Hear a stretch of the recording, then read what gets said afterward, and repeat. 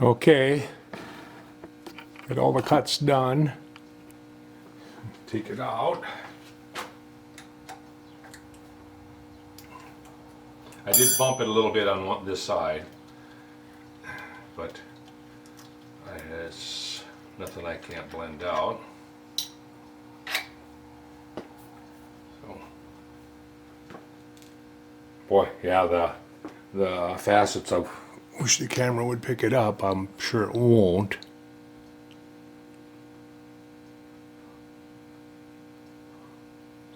Come on. But the facets, they're almost non-existent. You can see them if you hold it sideways and look at it.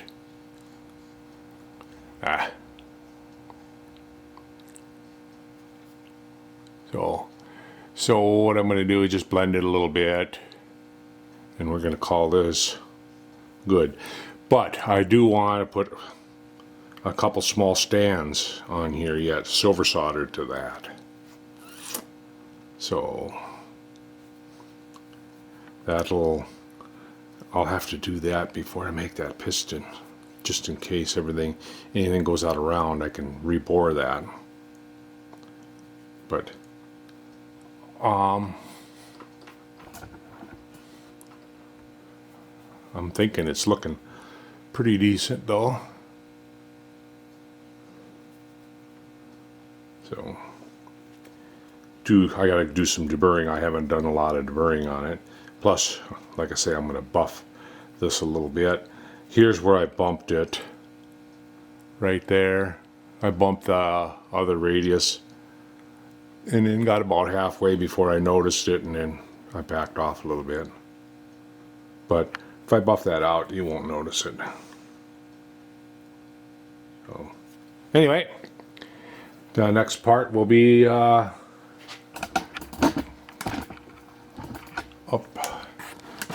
in the upper left hand corner, or right hand corner here. What do they call it? Can't remember what that's called. It's a rod guide on the back side. Actually, I should make this for next. The cylinder head. I think that's what I'll do, is I'll work on the cylinder head next. That's just a short little piece, and I can get that done and thread it in. And then I'll work on the... God darn it, I can't think of what the name of that is. I know what it is. It's just escaping me right now. Anyway, I'm going to cut away, and I'm just going to sit down and do some deburring on the cylinder, and cleaning it up a little bit. When I come back, I'll be working on cylinder head. I'm not sure what I'm going to make that out of. If I'm going to make that out of steel, or if I'm going to make a brass cylinder head. Brass would look nice, but if I paint it, it's not going to matter. And I'm thinking about powder coating it. So anyway, I'll decide that later. I'll be back when I get things cleaned up on the cylinder and I get started on the next project. I'll be back. Okay, I turned up the big diameter and the major diameter of the thread. And I got a single point tool here that I need to set up. I got one that I can get right up close to the shoulder, and I took my part off blade and put in a thread relief at the bottom of that, so that I can go right up to the shoulder. Now, I need my fishtail.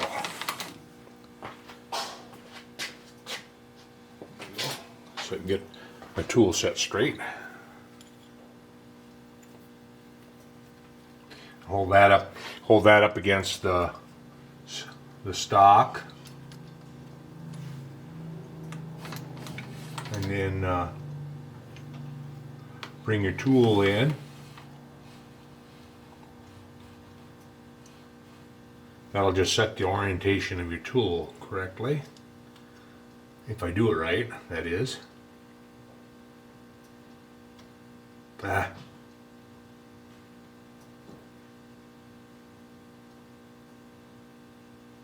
Right there.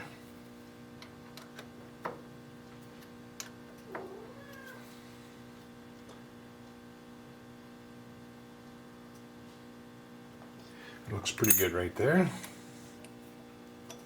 I have my compound set, 29.5. And I turn my compound all the way in, because that's where my thread is going to finish at. And then I'm going to go in here with my cross slide, and I'm going to come in until I just touch the major diameter.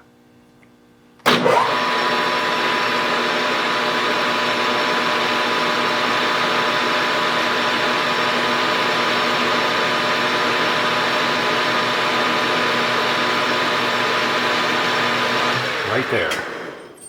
Now I'm going to back this out, my compound, and I'm going to, I don't know what the thread depth is on a 28. Oh, it should say it on my double depth here. So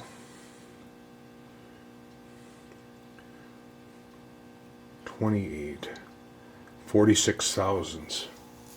That sound right? 28, 46.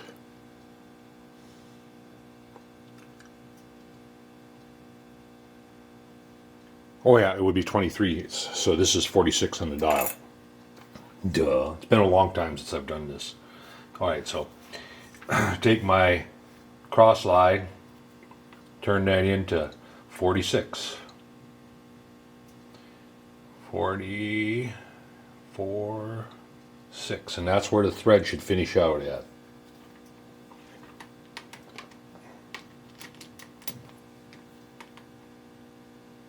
And I'm going to take this handle off. It was loose again anyway. My cross slide. My cross slide handle. I'm going to take that off so I don't bump it. We're at 46. Yeah, I'm going to come in here and I'm going to find out where I'm at here on my. So right there, that's right about where I want to start. So I'm just going to put that at 0, so I know that. So when I back out, all right. So we're almost ready. Now I got to set my feed. 28 is 8. 8 and C. A, B, C, right there. Come on. There we go. I had to jog it a little bit. All right. And I always, when I'm doing threads like this, I put it in on my thread dial on one number, and that's it. Now what I'm going to do is I'm going to hit my emergency stop button, and I'm going to put it in neutral. So now it's in neutral, and I'm going to go ahead and engage this on number 1, and I'm going to leave it there now.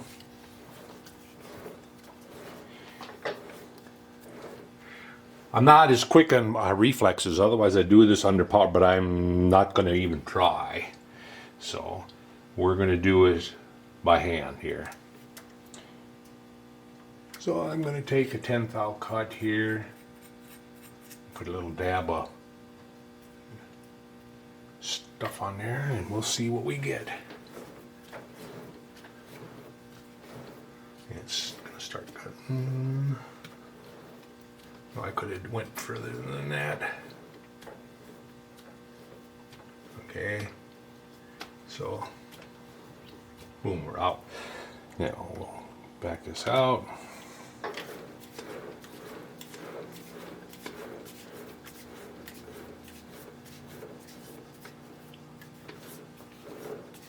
Crank this in. And do it again.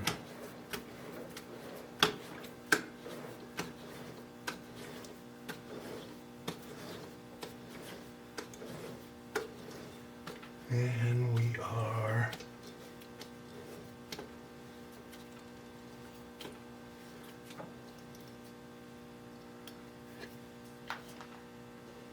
out. Okay, back that out.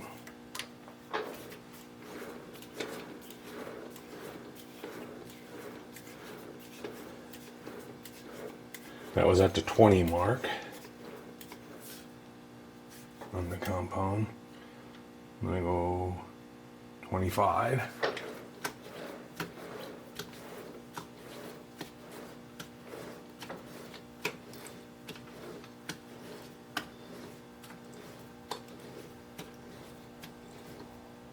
These chips out of the way so I can see.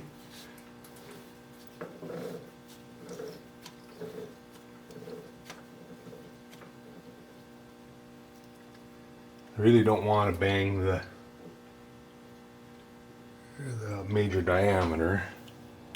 Okay, so that was at 25 on this dial.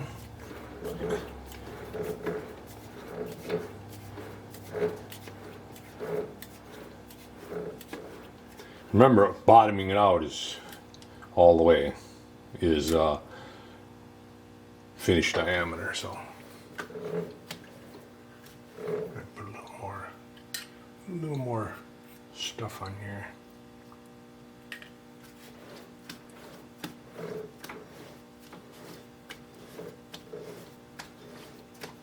This works good with a chuck, if you've got a chuck on, for doing threads like this.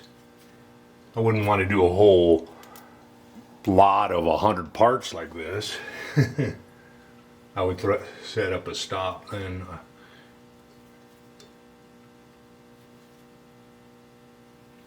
okay. That was at the 30.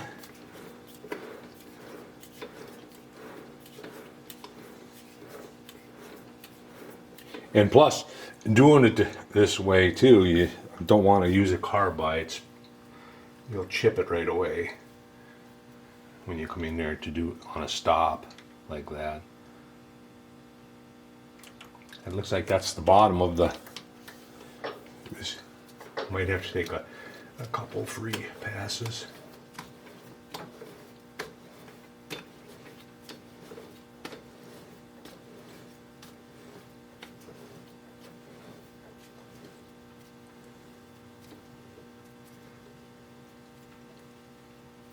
For when you have collets on, I have a crank I made to crank it on the back, on the tailstock, or I mean on the headstock, so that I can just crank it from the back side of the headstock. I'm going to take a free pass here.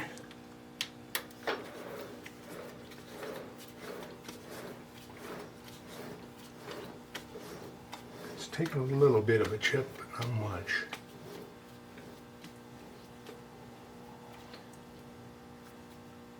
If I had more room for a thread relief in there, but I don't. Now we want to back on out of here. And I'm going to take and put it in gear C1.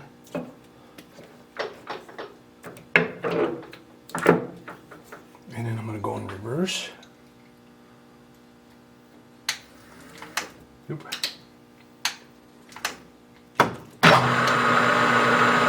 it out of the way. So I can try the cylinder on there to see if it works right on.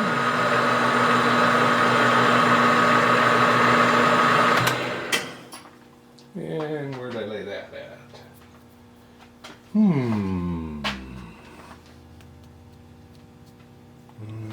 I had it here a second ago.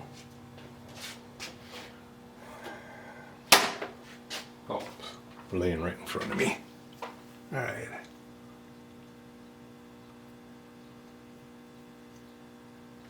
I should have put a chamfer on that. Would have been easier to.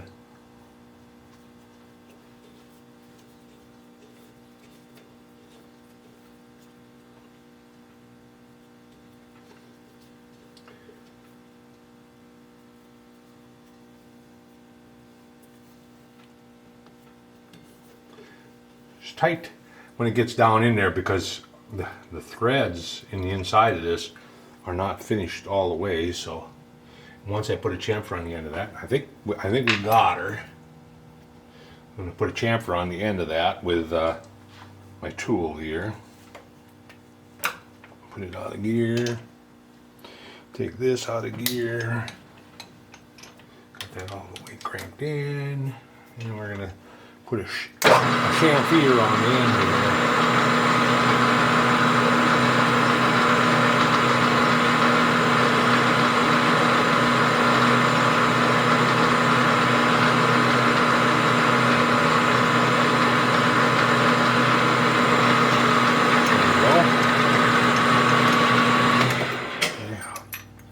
Now,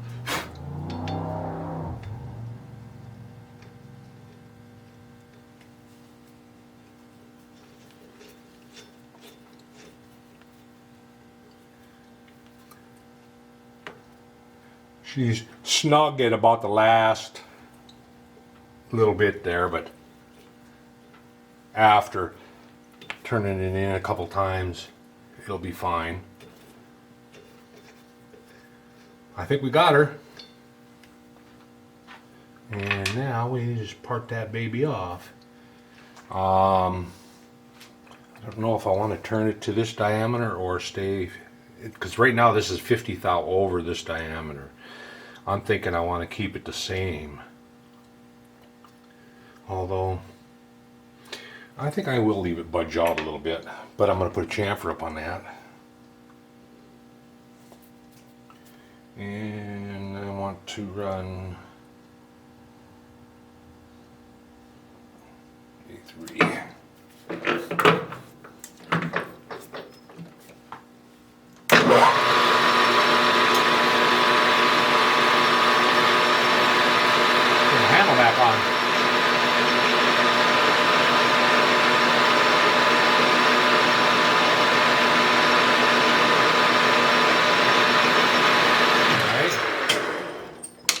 Now to part that baby off without it throwing it a fit. And for that I need to move, yes, because I get to get the coolant bottle in there and I don't want it splashed all over everything. So I'm going to move you over here like that. And we're going to put this handle back on.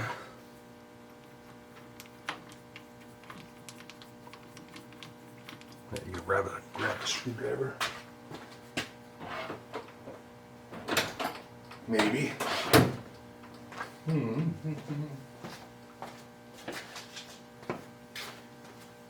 Alright. There we go. And let's see, I wanted that to be about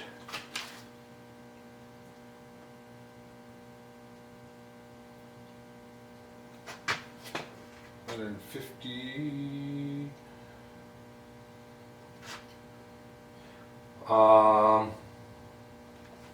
Yeah, about a couple hundred thou thick, and this is a 50 thou part off blade, so we'll come over here and touch the shoulder off of it. 50 thou for the part off blade, and then 1, 2. I'm gonna try for 200.